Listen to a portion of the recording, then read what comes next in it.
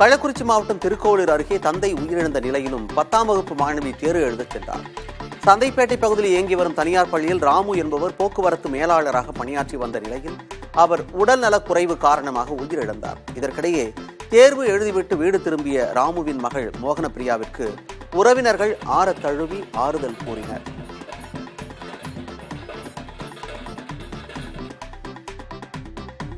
காஞ்சிபுரம் மாவட்டம் பரந்தூரில் விமான நிலைய திட்டத்திற்கு எதிர்ப்பு தெரிவித்த மக்கள் மீது வழக்கு பதிவு செய்யப்பட்டுள்ளது.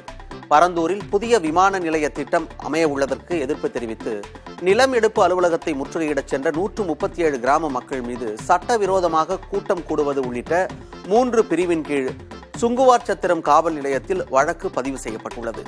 இதனிடையே போராட்டத்தில் ஈடுபட்டோர் மீதான காவல்துறையின் நடவடிக்கை பயங்கரவாதம் என நாம் தமிழர் கட்சியின் தலைமை ஒருங்கிணைப்பாளர் சீமான் கண்டனம் தெரிவித்திருக்கிறார்.